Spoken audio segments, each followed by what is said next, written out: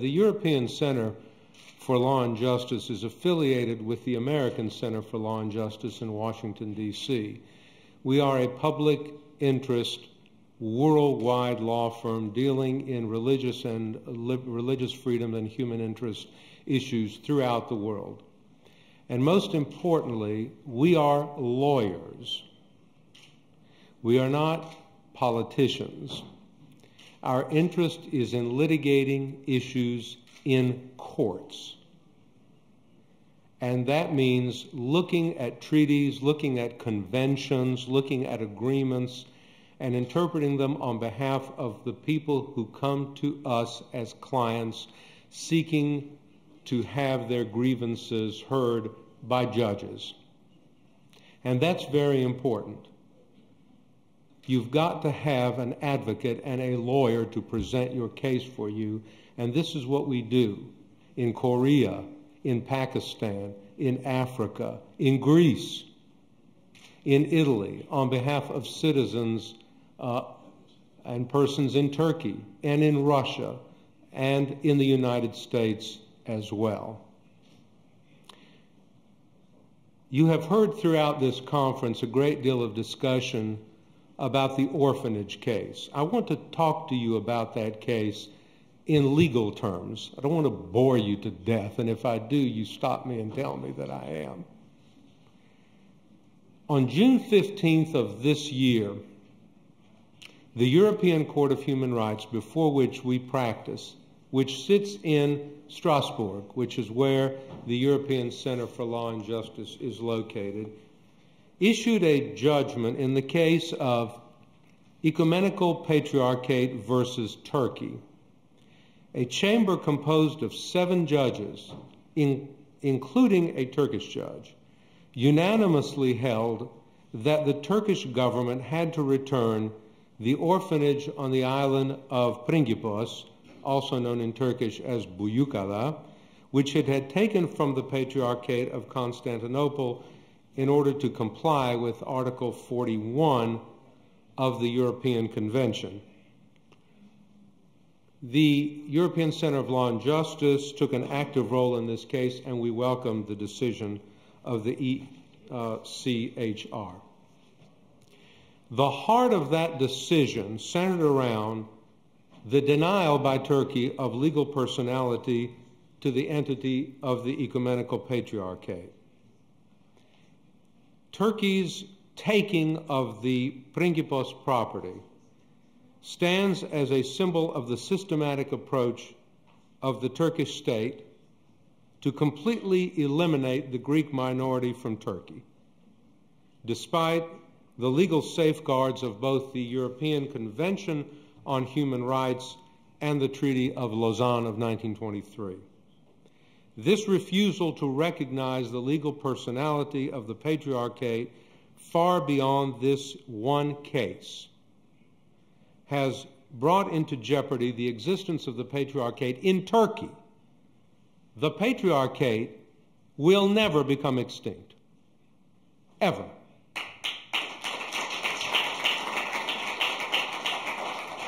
To say that we suffer the possibility of extinction or eradication is a false statement. It will exist wherever it ultimately ends, but we believe that it belongs in the ancient city of Constantine. We do believe in the concept of sacred ground and sacred earth.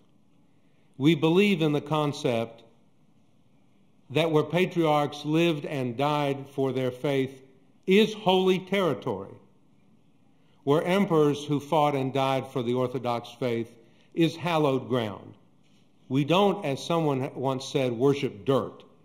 That's putting it very foolishly and very basically. We worship sacred space. And sacred space includes monasteries, churches, and religious institutions of all varieties, including the Patriarchate. The Patriarchate bought this piece of property on Buyukada in 1902, and a year later, it founded an orphanage for boys to use the property, but it retained ownership. In 1935, the Turkish government officially gave recognition to that ownership of the orphanage and listed the Patriarchate as the owner of the property. In 1964, the orphanage vacated the premises for safety reasons after the Turkish authorities had ordered it to do so. Then in 1997, seeing that the orphanage was defunct, the Turkish government took over management of the property, and 2 years later, the Patriarchate's title to the property was annulled. In other words, it was made void, as if it never existed. The Turkish courts upheld the annulment of title. In July of 2008, in its first judgment, the European Court of Human Rights stated that Turkey's action in annulling the title to the Patriarchate was a violation of the European Convention to which Turkey is a signatory.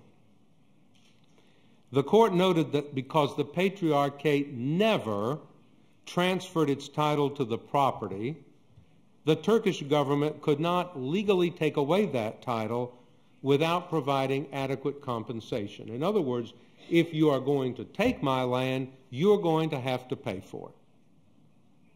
That's not an unknown custom in European law, and it's not an unknown custom in American law either. After the court issued its judgment and a specific dollar amount was provided for in the judgment, Turkey refused to provide compensation. The Turkish government simply said, "We're not paying." And the case comes again before the ECHR, before the European Court.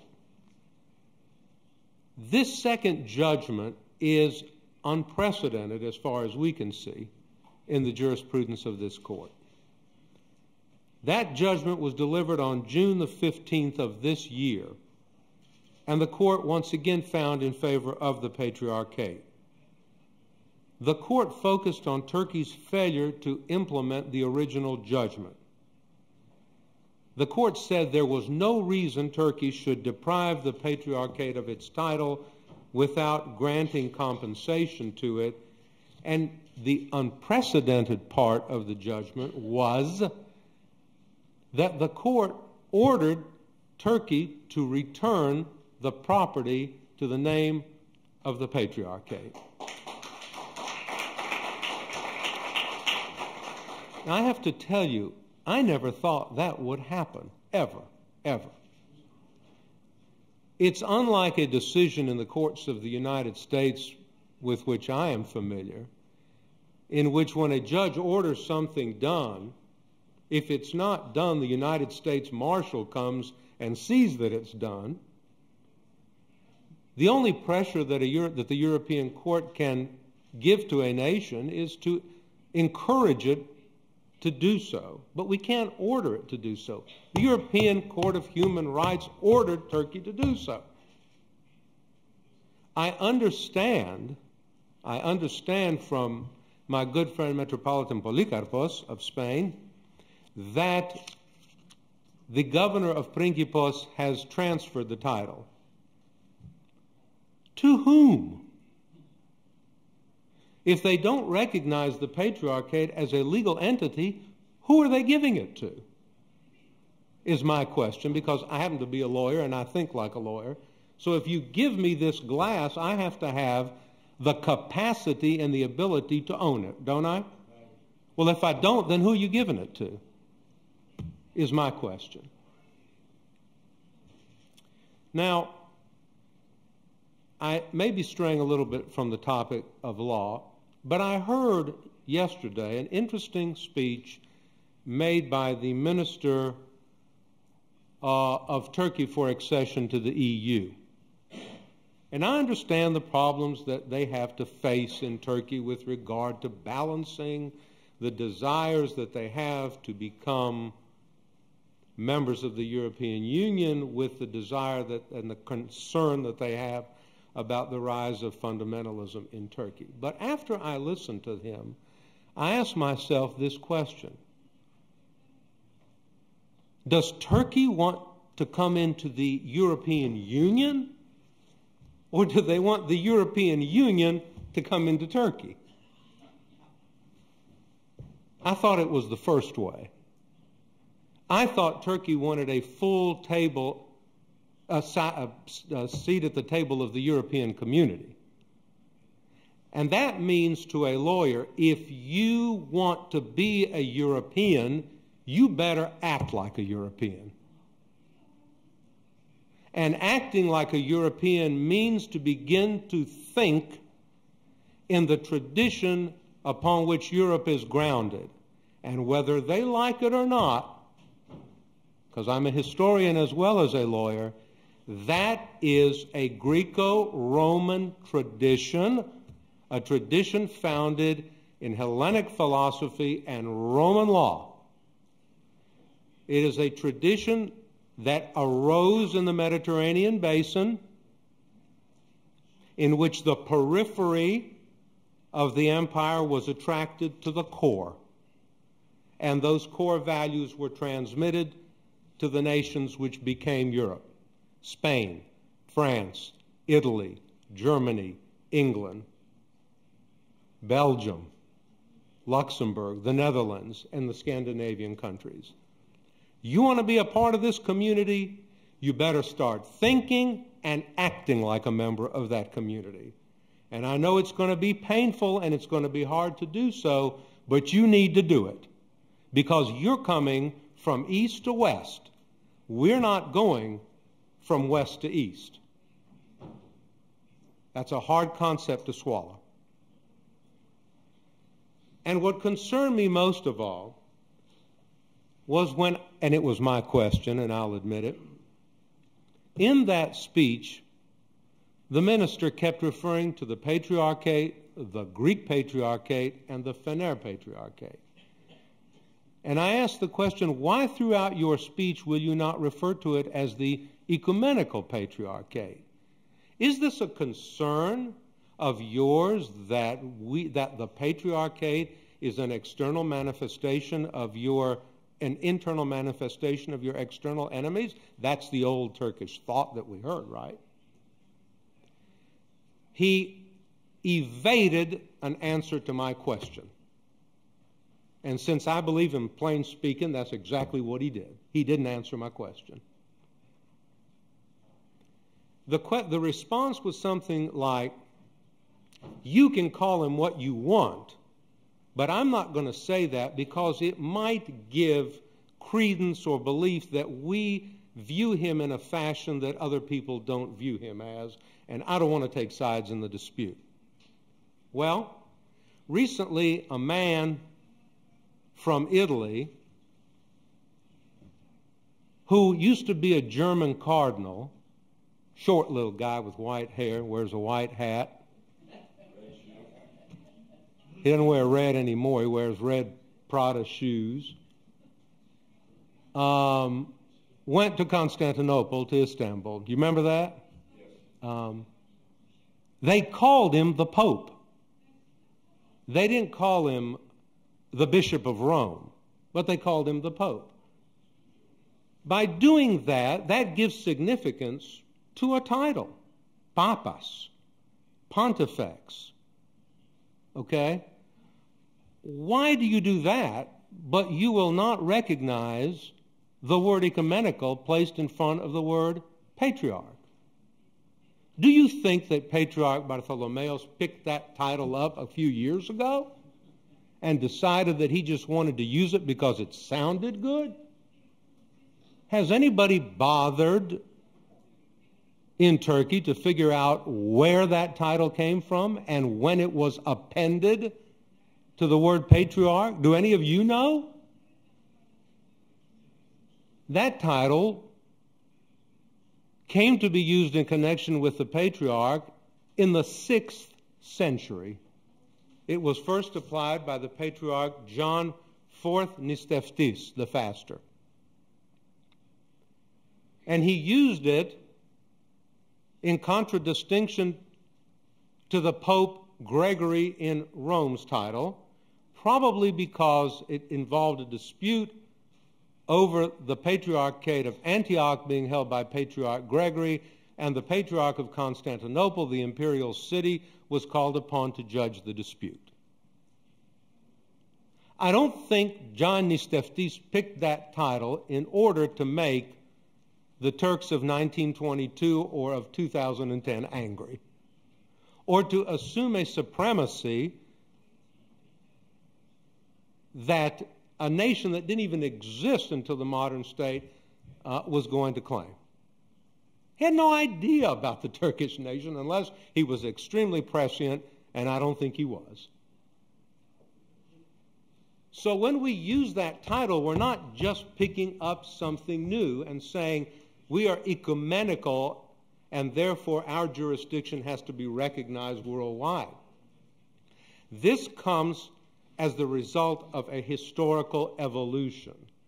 It would be a good idea for someone to read a history book every once in a while, because it may change your attitude.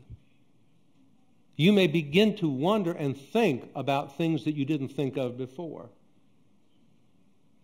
Remember that if a religious figure or a secular figure chooses a title, that title has to be given respect by the person with whom he communicates. And that's exactly what the Patriarchate is asking for here. He does not seek world domination by the use of a title ecumenical. He's simply using a title that his predecessors have used for, what, 1,400 years? And he decided that it might be a good idea not to change it. And I agree with him.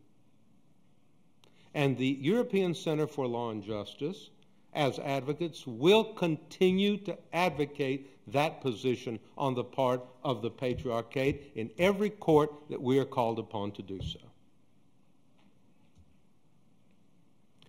The question of the Principos property has also been addressed by the Venice Commission and the Parliamentary Assembly.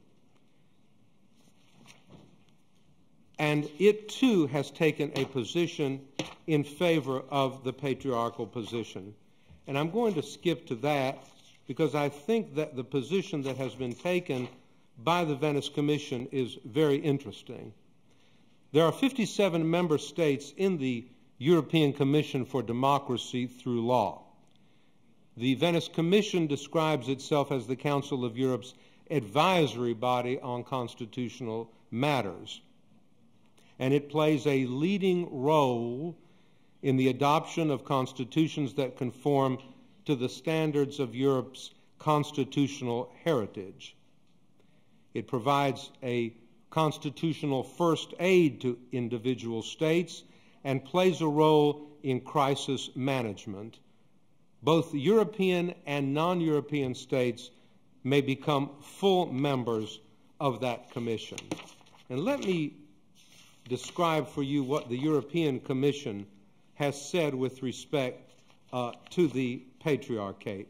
It recently addressed that question of legal personality just in March of this year. Why do I bring this up? Because it commented on something that the European Court of Human Rights was to rule upon when it directed Turkey to transfer that territory on the island of Principos. And I'm sorry I call it Principos, but I'm a historian, and that's what it was first called, and I will continue to call it Principos. And I will continue to call the city on the Bosphorus Constantinople. But I recognize the right of Turkey to call it Istanbul if it chooses to do so, and I respect that. They want to call it Detroit or Atlanta, they can do that too. But it will always be known to me as the city of Constantine. But you see, we can live together and tolerate one another in a European society as we do in American society. Just respect the other person's views. The Venice Commission, in that opinion on legal status, and with respect to the use of the word ecumenical, concluded its analysis by stressing the fundamental right to freedom of religion as protected by Article 9 and Article 11 includes the possibility for religious communities as such to obtain legal personality. That's a very important statement, to obtain legal personality. This is important, not least to ensure access to courts and the protection of property rights. Without legal persona, you can't bring a lawsuit. Who are you? You have got to have legal persona to sue. The Venice Commission, I go back to the quotation, can see no justification which would be in conformity with the strict requirements of the European Convention for not granting such rights to non-Muslim religious communities. With regard to legal personality, the Venice Commission said, the basic problem in Turkish law as regards religious communities is that they cannot register and obtain legal personality as such, and that's a problem. There is no clear arrangement in the legal system for this, and no religious community has so far obtained legal personality. Instead, they have to operate indirectly through these foundations or associations. And we know that those foundations or associations have no real connection with the real underlying religious community. They are legal fictions. Why don't we say that? They're fictions. Although Turkish law, again back to the Venice Commission, applicable to non-Muslim communities for purposes of establishing foundations at best covers some elements necessary to obtain legal personality, there are several potential problems, including but not limited to the most important one, in my view, and that's access to courts. And the Venice Commission says, in addition, employment rights and the right to train and educate clergy, which brings us to the recurring issue of the Halki Theological Seminary. I don't want to open that issue again because I think we have exhausted that in this conference, except to point out this. The Halki Theological Seminary is the product of an unbroken thread of Christian education in the physical space of Turkey that did not start in the 19th century. I think Halki was constructed somewhere in the 19th century. But that's not the first theological school that ever existed in Turkey. Theological training and education begins with the establishment of a patriarchal school by the Patriarch Sergius in the 7th century. So to have a theological institution on one of the Prince's Islands in Turkey is nothing new. We didn't just establish it to poke a stick in the eyes of the Turkish nation. It has been there, as far as I know, since the 7th century. What Turkey should be, in my estimation, is exceedingly proud to have such an institution in its geographical area. Because what it does is that it confirms the fact that that idea of classical knowledge is going to be continued by the Turks to this day. As I tell my students, we never had a Renaissance in the eastern part of the Roman Empire. You hear about the Renaissance. Oh, we had the Renaissance. Well, the Renaissance started in the 15th century in northern Italy. Really? How interesting. We didn't have one in the eastern part of the Roman Empire. Why didn't you? We didn't need one. Who said that? Very good. Why didn't you need one?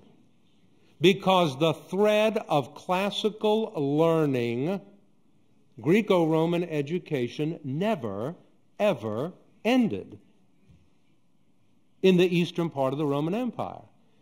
And the roots of the Western Renaissance were sown by scholars who went to the Council of Ferrara, Florence, in 1438 and 39, who stayed around, like Gemistos Plethon, although he was an atheist. He was a smart atheist.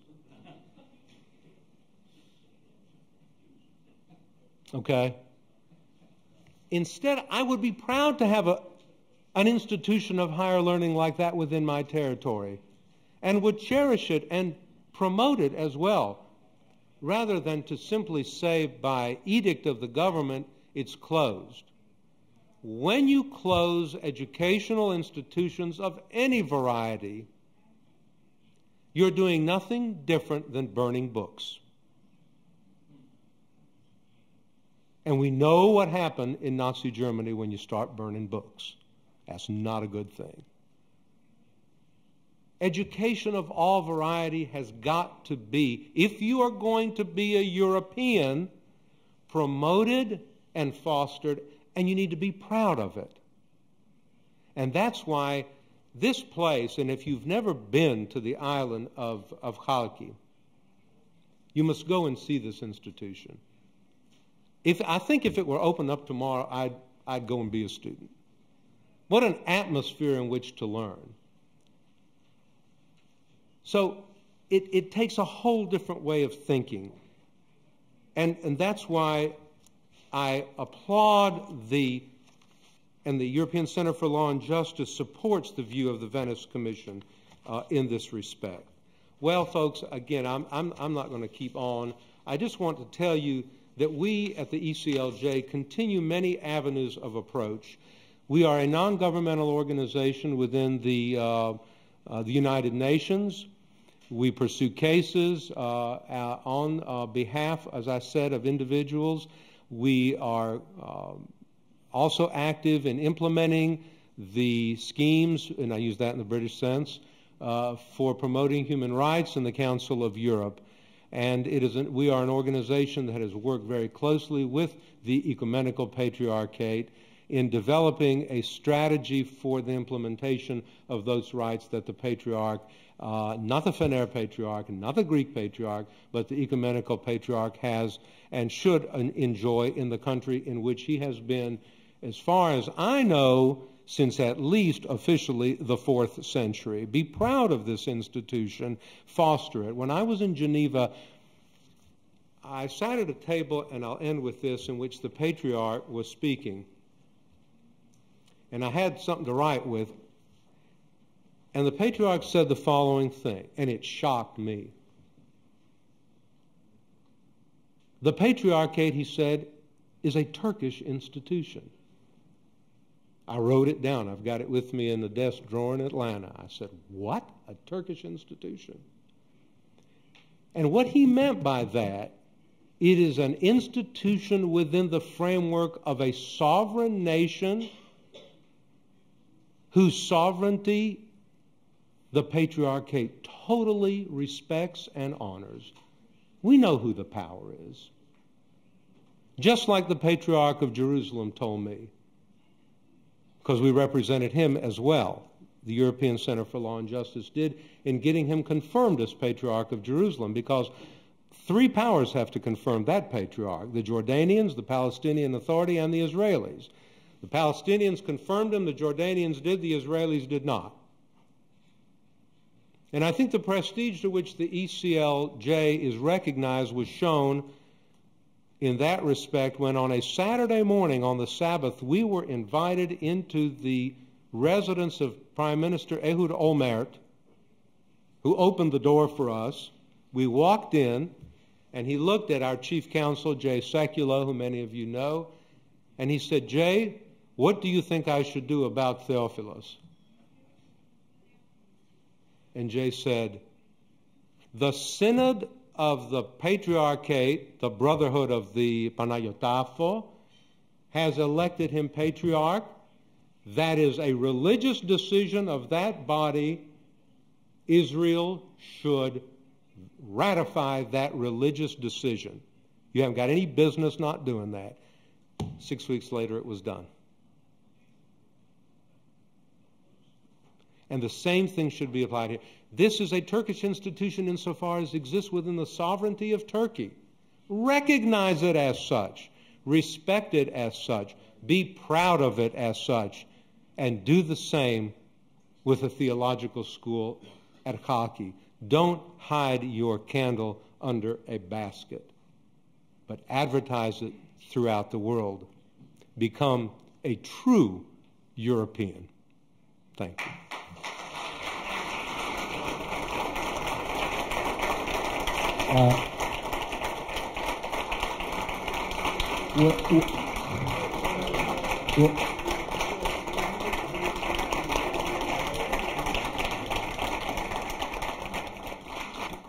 Mr. Anton, and the information you provided us this morning.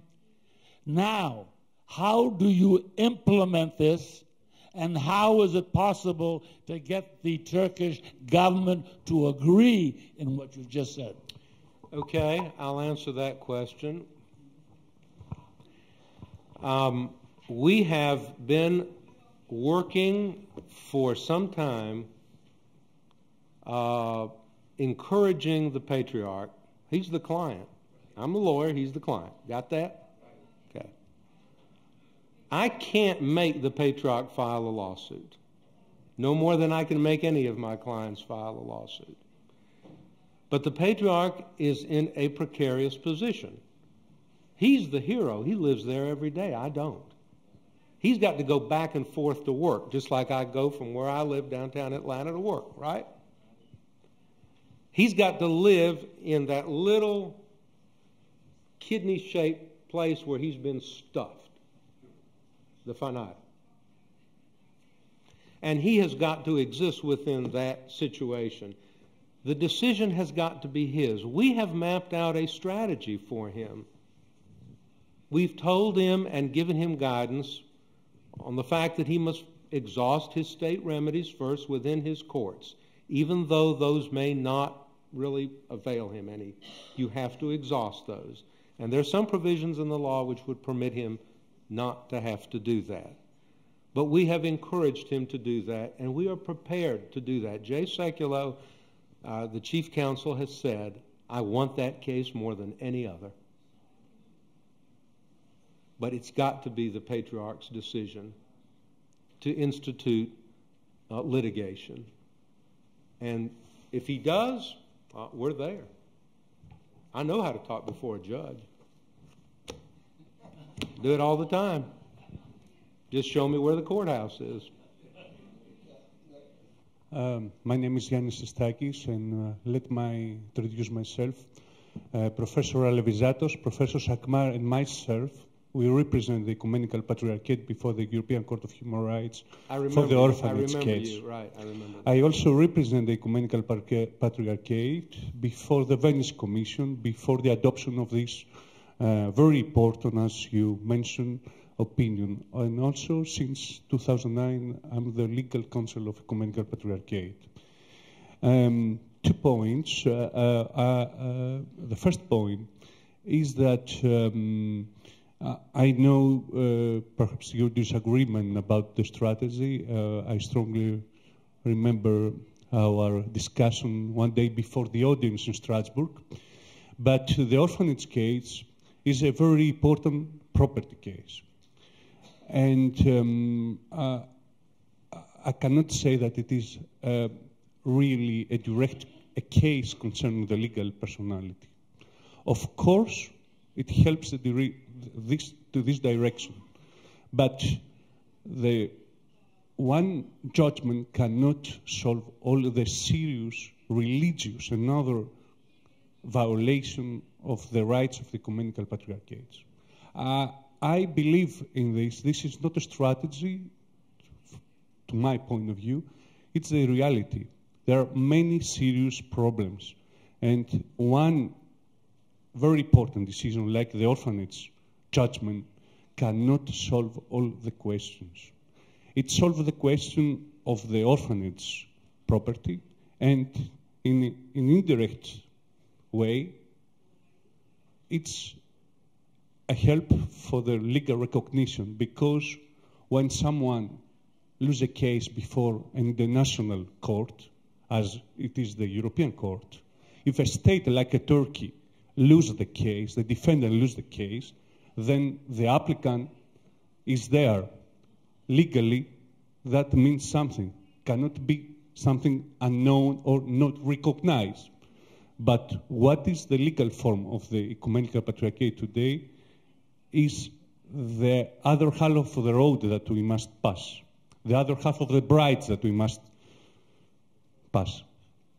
Concerning the question of the execution of judgment, and this must be my second point, the judgment has been executed some days before, the 3 of November 2010.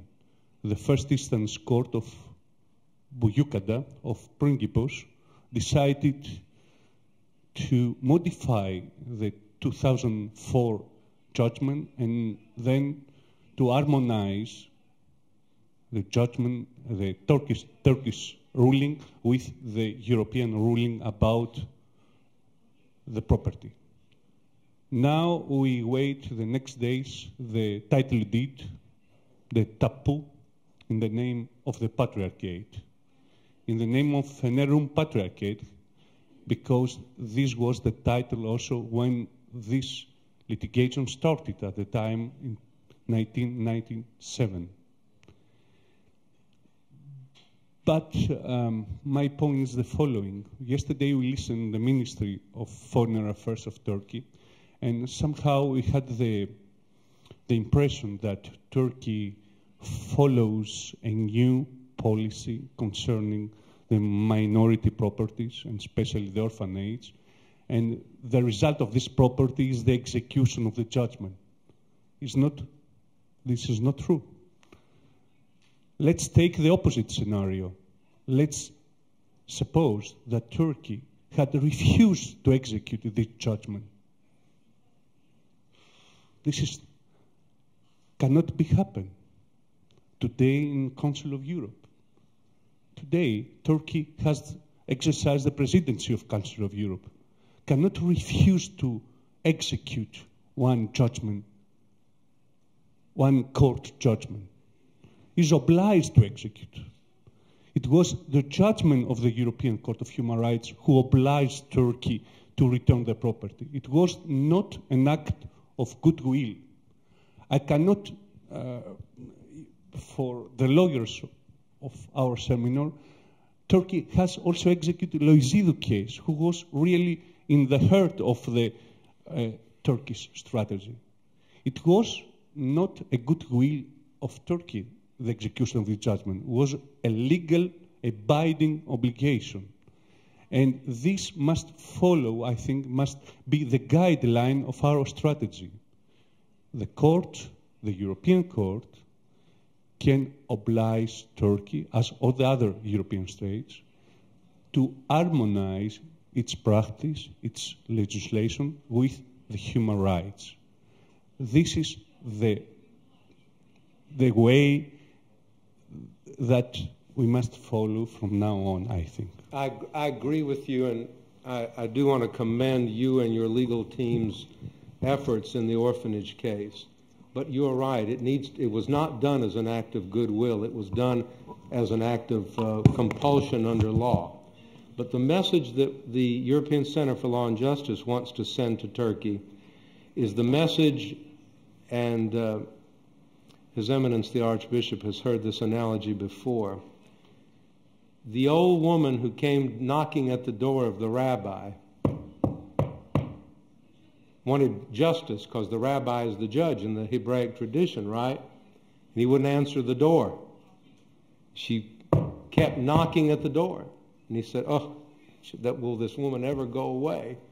And she comes back and keeps knocking at the door. And finally he opens the door and said, what do you want? I want this and this and this. So in order to finally get rid of her, he gives her the justice that she wants, right? What the message we want to send is to Turkey and to all, we're going to be knocking at that door and we're not going away. Until that door is open and we get what we want, we're going to be, we are going to be like that Εβραία in front of that rabbi, και δεν πρόκειται να φύγουμε εκτός αν ανοίξει την πόρτα και μας δώσει τη δικαιοσύνη που ζητάμε. Dr. Ekonomou was mentioning the European Center of Law and Justice and the strategy they mapped out, which is absolutely true. They have a strategy in place for bringing relief to the Ecumenical Patriarchate to solve many of their problems. In working with the ECLJ, actually, is a man in the audience who I want to recognize, is Orhan Kemal Cengiz, who is actually working with the ECLJ in Turkey. He actually is the one that actually mapped out the strategy as an attorney working with the ECLJ. So I want to recognize Orhan because he is the eyes and ears on the ground. With that, we'll take one other question from Professor Silk. I just wanted to ask, a question really about why you would use a certain description of what's going on in this context and what purpose it serves.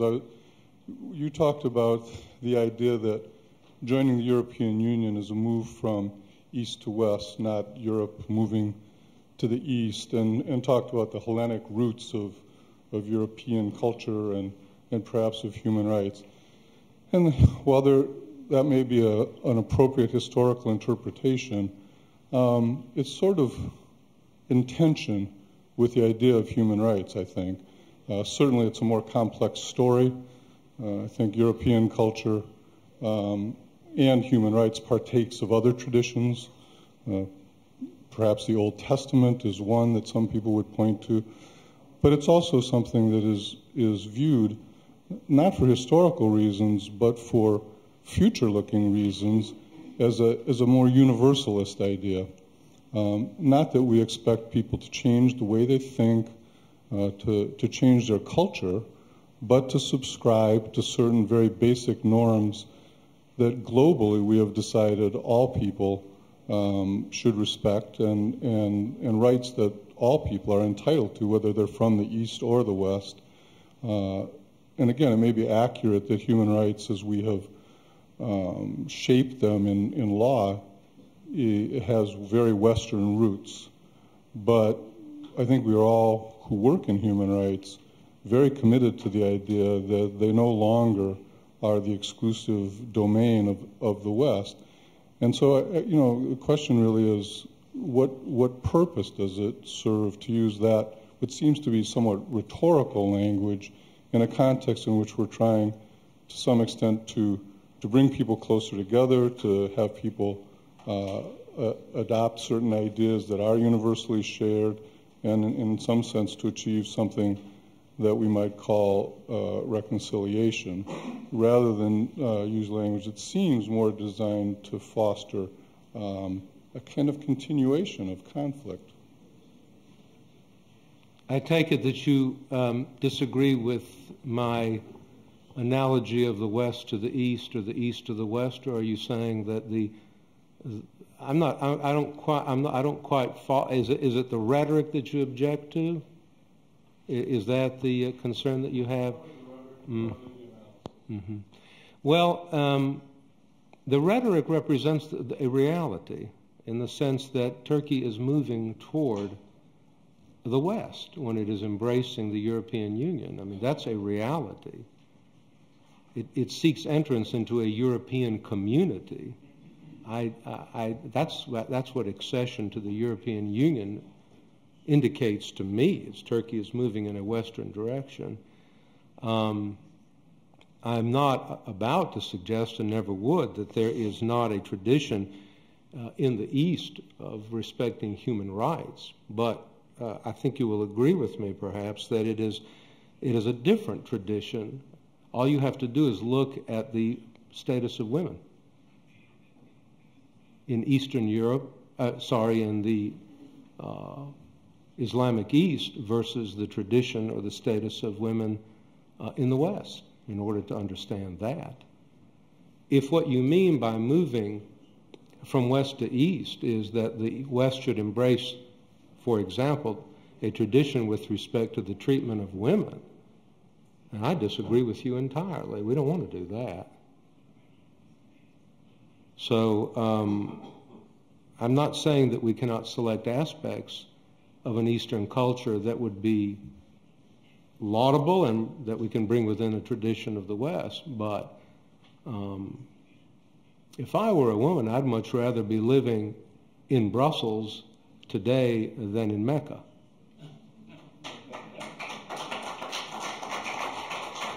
We heard the representative of the Prime Minister come up today and make a very fine address and the points with which I agreed. She couldn't make that statement in Saudi Arabia, but she could make it in Belgium. Now, if that's rhetoric, so be it.